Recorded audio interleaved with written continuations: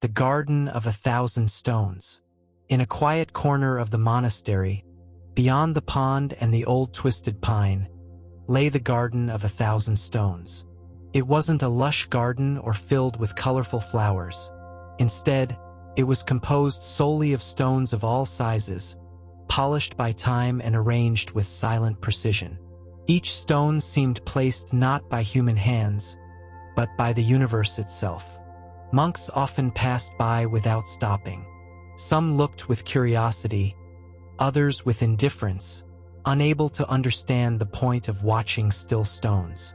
But the master would say, "Whoever understands this garden understands their own heart." In Zen teaching, each stone represents a thought, an emotion, a memory. They aren't there to be removed or ignored, but to be observed until their true place in your mind is revealed. The garden is a mirror. The calmer you are, the clearer it reflects the inner chaos. And the more you find balance within yourself, the more harmonious the garden becomes.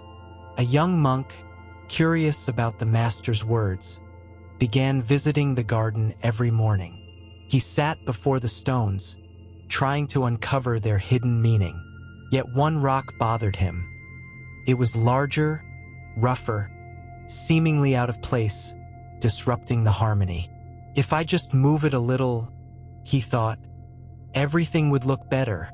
When he reached for it, the master appeared behind him and said gently, "If you change the garden to match your mind, you'll keep seeing disorder. If you change your mind to match the garden, you'll find peace." At first, the monk didn't understand, but day by day he returned, and gradually his gaze became calmer. One day he realized that the rock wasn't a disruption. It was a point of balance for the whole garden. Life is like that. There are always stones we don't like, memories, fears, difficult people or situations. We want to move them, hide them, or remove them. But in Zen view, these stones are necessary. They teach us to see the order behind apparent chaos. By letting go of the stone he wanted to move, the young monk began noticing something new. The garden had its own language. It didn't speak with words, but with silence. At dawn, when the wind paused for a moment, he could hear his own heartbeat reflected in the spaces between the stones. Each stone, unmoving, seemed to tell a story of patience and presence. The master, watching him, sat beside him and asked, "What does the garden tell you today?" "Nothing and everything," replied the monk. The master smiled. "Then you are beginning to listen. Silence is not emptiness. It is clarity. Just as the garden needs no decoration to be whole, the mind needs no clutter to be alive. In stillness, the pieces of the world arrange themselves effortlessly." One afternoon, as the sun painted the stones gold, the master sat beside the young monk again. "Do you understand now?" he asked gently. "I'm beginning to. I see that the garden doesn't change, but I do," replied the monk. The master nodded. This garden was never meant to impress the eyes, but to polish the heart. Every stone is you, some smooth, some rough, some seeming out of place, but all are necessary. The young monk felt a new space open within him. He realized that there was nothing to add or remove from his life, just as there was nothing to move in the garden. True order wasn't in the placement of stones. It was in the eyes that beheld them. Acceptance is not resignation, he thought. It's recognizing that even what seems imperfect sustains the harmony of all.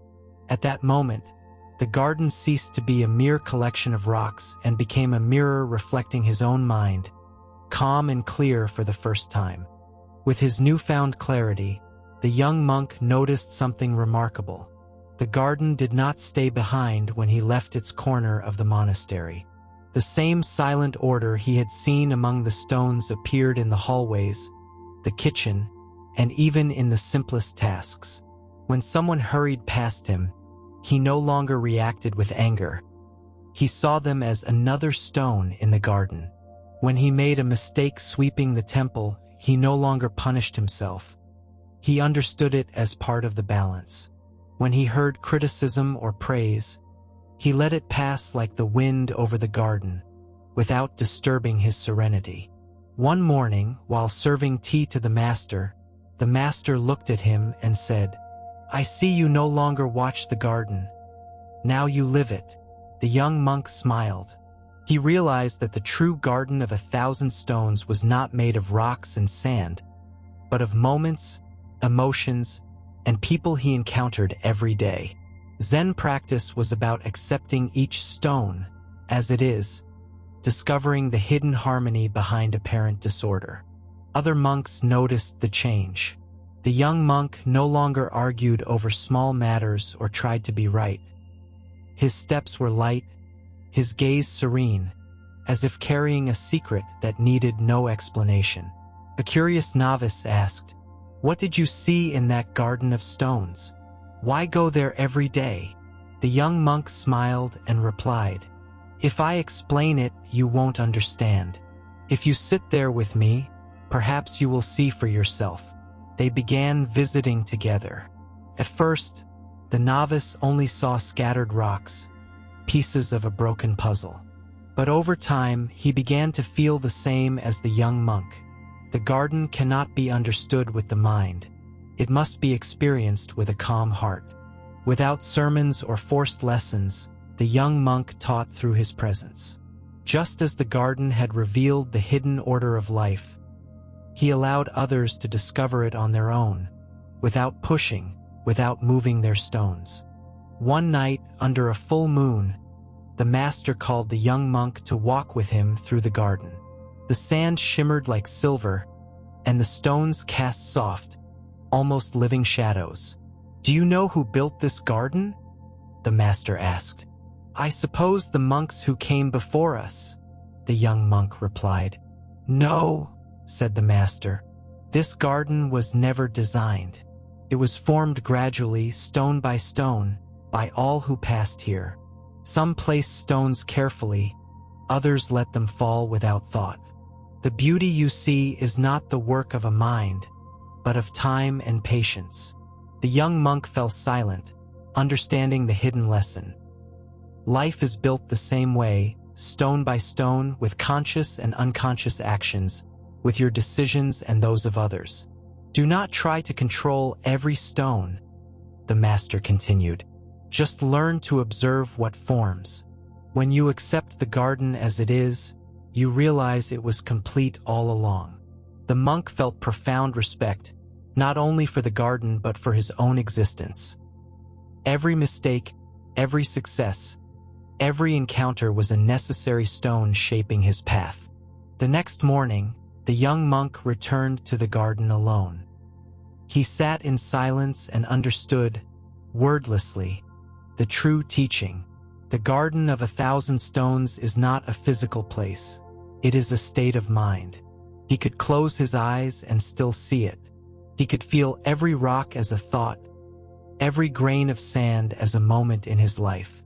And there were no wrong stones. Everything had its place. Everything made sense. When he stood to leave, he knew he didn't need to return every day to remember.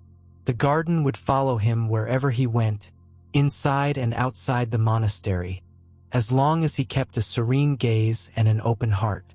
The master watched him walk away and murmured, "Whoever understands a Zen garden understands life. Whoever understands life does not fear change, for every stone, sooner or later, reveals its harmony." From that day on, the young monk walked through the world as if each step were part of the same garden. He no longer tried to move stones, he simply learned from them.